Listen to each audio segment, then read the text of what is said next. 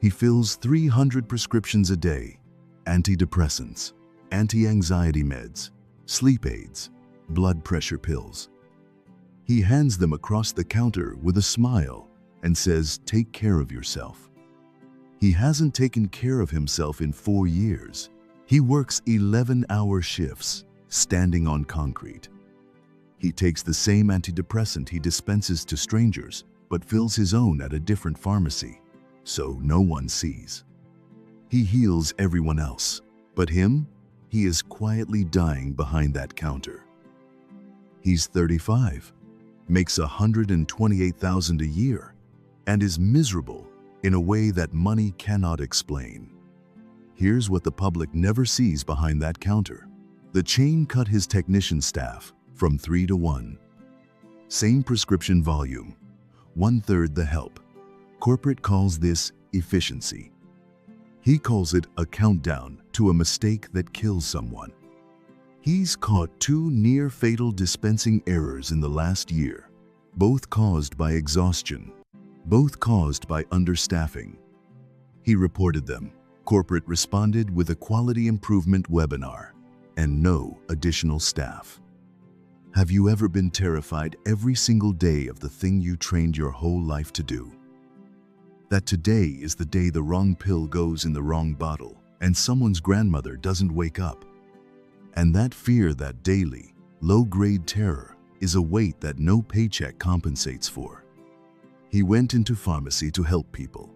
He had no idea what pharmacy in 2024 actually means. One evening, he locks up the pharmacy at 9:30. His hands are shaking, not from fear from low blood sugar. He forgot to eat again. In the parking lot, leaning against a pickup truck, is an old man, a retired pharmacist who owned his own shop for 28 years. The old man sees the shaking hands and asks one simple question: "How many did you fill today?" 312. With how many texts?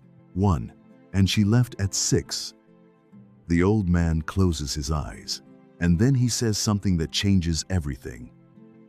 "I filled 60 a day in my shop, with 2 techs and a delivery driver. I knew every single patient by name. I sat with a patient for 20 minutes explaining her blood thinner. I practiced pharmacy. You're operating a factory. And the product is human life. And the factory is understaffed. And the factory owner has never stood behind a counter. You know what the chain sees when it looks at you? A dispensing machine, one they can run at 150% until it breaks. Then they replace you with a new graduate, 200,000 in debt, and too desperate to say no. You are not a pharmacist to them. You are a license, a legal requirement that allows them to sell drugs. They need your license the way a car needs a key. They don't care about the key. They care about the engine. The engine is revenue. So, what was I supposed to do? Not become a pharmacist? No. You were supposed to become a pharmacist who understands the chain will use your calling against you. They'll say patients depend on you to guilt you into staying. They'll say safety is their priority while cutting your staff. They use the language of care to justify the structure of exploitation. And you, because you actually care, you absorb it all. Because leaving feels like abandoning your patients. But son, you cannot fill anyone's prescription if you're the one who collapses. Rule number 1, document everything. Every understaffed shift, every near-miss error, every skipped break, in writing, with dates. Because when the mistake happens, and in this system, it's when, not if, the corporation will blame you, not the staffing model. Your documentation is your shield. Without it, you are a scapegoat waiting to be activated. Rule number 2, your license is your leverage. You are not replaceable overnight.